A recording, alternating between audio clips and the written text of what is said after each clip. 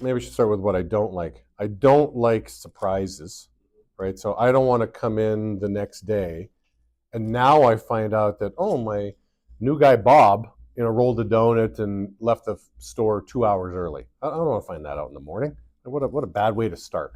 I want all the bad news. I want all the good news. I want all the data at the end of the day. Um, so then I can think about it, and then the way my brain works and how I obsess, I sleep on it, and I wake up, it's still on my mind. I'm showering, I'm thinking about it. So by the time I come into work, I'm ready. I am prepared, and I can belt out speeches or conversations or one-on-ones, whatever I have to do. But I got all the data the day before, and I've had the conversations the day before. So I'm not sure how you get your data. I'm not sure if they're texting you or reporting to you, or if you're logging into something, you can see all the numbers. But you want to have you want to know this. It's almost like it's interesting in every NBA game I've seen, even at like halftime. It's weird as soon as the buzzer ends for halftime, there's somebody that runs up to the coaches and puts a piece of paper in their hand, and it's got all the stats. And when you see the players in the post game interviews, they've got the stats here, like, oh yeah, rebounding, yeah, we got turnovers, yeah, 9 turnovers. That's unacceptable. We got to clean that up. But they have all the stats, so you can't really manage what you're not measuring. So I want some type of measurement system at the end of the night that I can marinate on, I can think about, I can start pinging people. Hey, Bob, how you feeling about today? Again, Bob rolled the donut. He's like, hey, I'm good, man. I don't care. Tomorrow's a new day. I'm like, I like where Bob's attitude's at. That's good. You know what I'm thinking? And maybe I'll vet this out and I'll sleep on it. Maybe, think about it in the shower in the morning. Like maybe I'm just going to come in and just give Bob a ton of praise. Bob rolled a donut and his attitude was the best of anybody, on the team. Love Bob. Bob, keep it up. It's not how you handle success that's going to make you successful. It's how you handle failure. Bob, keep it up. You successfully handled failure. Like maybe that's my message. But again, I need that information at night for my nightly routine, if you want to call it that. I always ask myself, first of all, who am I talking to? I always start with the who question. So who am I talking to? Okay, you know what? I'm talking to Bob. I'm going to keep picking on this Bob scenario. So Bob, he rolled a donut yesterday. He's got a great attitude. Bob is my audience. I'm talking to Bob. What does Bob need to hear exactly? So I always start with who and then what. And then if I can put my what in 3 simple bullet points or maybe 2 simple bullet points, I don't want to bloviate. New word I've added to my vocabulary. I like bloviate, talk too much. So I want to keep it simple, like 2 points, 3 points.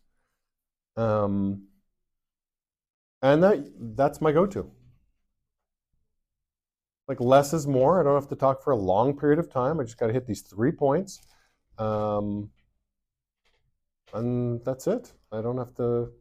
I find people that some of the worst public speakers, they keep rambling and they look uncertain, like they don't know where the close is, so to speak. Almost like somebody pitching, like guy's making a long presentation, he's talking too much, he's giving more information than the customer wants to know. It's like, dude, you lost the customer. The impulse is already down.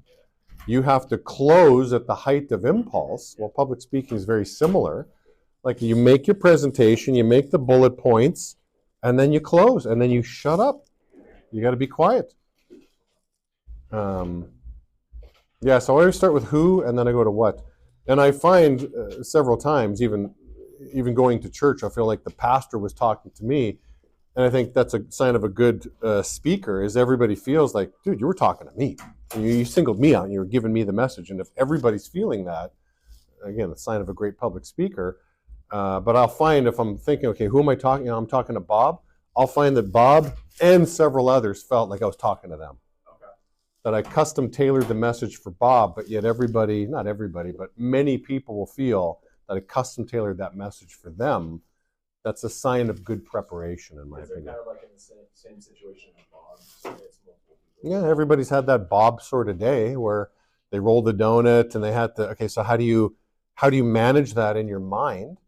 Everybody's had that day, so they can all relate for sure. Even though I'm talking to Bob and I'm giving Bob praise for his attitude last night, and I want everybody to have that kind of attitude when you have this kind of day. And yet it was like, yeah, I've had that kind of day, so thank you, Jamie. I felt like you were talking to me in this morning's crew meeting. I'm like, oh, that's good. You pitched, let's just say, 100 people, and you only got through 5 presentations. Okay, well, that first gate, we got to increase that conversion. You got to be able to stop more people. So what can we do to get you to stop traffic? Now, let's say that gate's fine. Like, oh, dude, I'll give you some praise. You pitched 100 people, or sorry, you talked to 100 people, and you went through 20 pitches. Oh, great conversion. 20%, that's fantastic. Here's the hole that I see, though. The 20 people that you pitched, you only got through 2 credit checks. Okay, so what happened with those other 18? We got to get a better conversion. So again, if everybody knows the gates and everybody knows what the ideal percentages should be, ideally, they're telling you what they need to work on based on you're all speaking the same language of science. So you're listening to them break down their own day, and you're listening. You're like, dude, you comprehend this well. Like, that's exactly how I look at the numbers as well too. So that's maybe a really good way to coach. Like, hey, go through all the numbers, and you tell me what you see. You tell me what you need to work on tomorrow. Let them do all the talking. You don't have to do all the talking.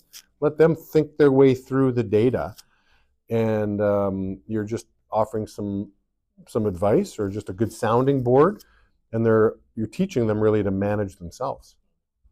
But you all subscribe to the same science. Let them come up with the first shot of it. Now, if the guy's off, okay, the guy's like, well, I just need to see more people.